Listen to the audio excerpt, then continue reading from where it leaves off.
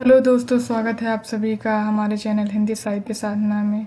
आज हम सब लोग पढ़ने वाले हैं यूजीसी नेट के हिंदी साहित्य के सिलेबस में लगी हुई कहानी पिता को। तो इस वीडियो में हम लोग इस कहानी के पात्र, महत्वपूर्ण बिंदु और कथन और पीवाईक्यूज को देखेंगे। पिता कहानी का प्रकाशन 1968 ईस्वी में हुआ था। इस कहानी के रचनाकार ज्ञान रंजन है। पिता कहानी ज्ञान रंजन के फेंस के इधर उधर नामक कहानी संग्रह में संकलित है। इसमें कुल 12 कहानियां हैं।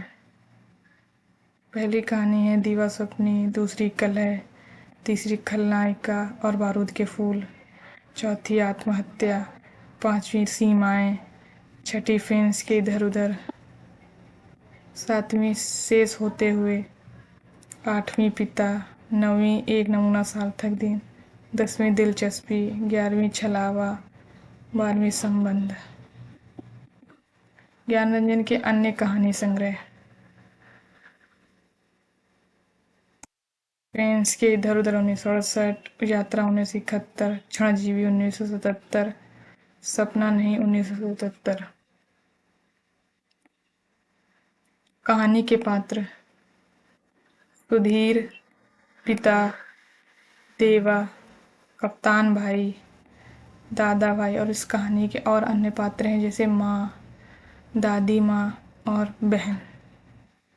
इस कहानी में उल्लिखित स्थान घनश्याम नगर, कुल्लू, दिल्ली, फुलदाबाद, कलकत्ता, दोमनगंज। पिता कहानी का विषय इस कहानी में पुरानी और नई पीढ़ियों के सोच में आए बदलावों का चित्रण है, जिसमें सुधीर नई पीढ़ी का प्रतिनिधित्व करता है और पिता पुरानी पीढ़ी का। आधुनिक मध्यम वर्गीय परिवारों में पीढ़ीगत संघर्ष का चित्रण किया गया है। इस कहानी में गर्मी का प्रतीकात्मक प्रयोग किया गया है। कहानी के महत्वपूर्ण बिंदु। इस कहानी में पिता 35 वर्षों से 2 ग्रंथ पढ़ रहे हैं, रामायण और गीता। पिता कहानी में सुधीर के 2 भाई और एक बहन है, यानी पिता की कुल 4 बच्चे हैं। पिता कलकत्ता के हॉल एडरसन के सिले कोट पहनते थे। पॉइंट तीसरा, सुधीर का कप्तान भाई जो वायुसेना में नौकरी करता है, बहन की यूनिवर्सिटी के खर्चे के लिए 50 रुपये प्रति महीना भेजता रहा। एक बार जब होली में आया तो पिता ने उसे 1200 रुपये वाली पासबुक थमा दी, जिससे उसको बुरा लगा।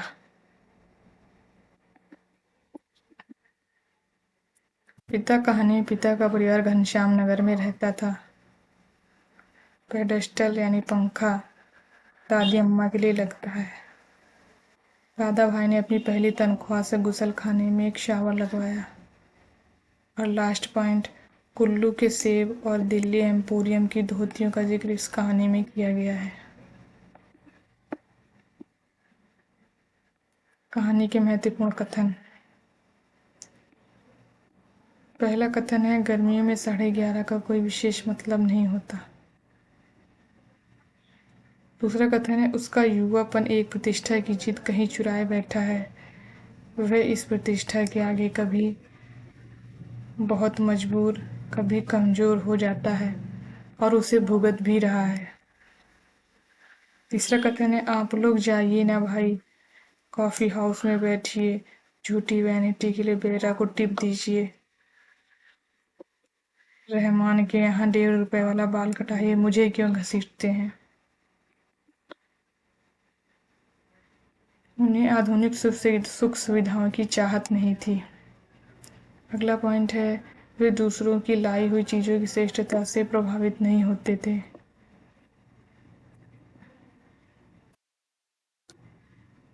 अगला कथन, उन्हें लगा पिता एक बुलंद भीम काय दरवाजे की तरह खड़े हैं, जिससे टकरा टकरा कर हम सब निहायत पिद्दी और दयनीय होते जा रहे हैं। दूसरा कथन, बड़ी भयंकर गर्मी है, एक पत्ता भी नहीं डोलता। पिता, हे राम तू ही सहारा। यह भी पिता का कथन है। अगर कोई शीत युद्ध न होता पिता और पुत्रों के बीच, तो वह उन्हें जबरन खींच के नीचे सुला देता।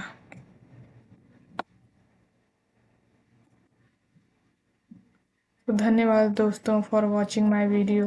वीडियो पसंद आया हो तो लाइक शेयर एंड सब्सक्राइब करिए।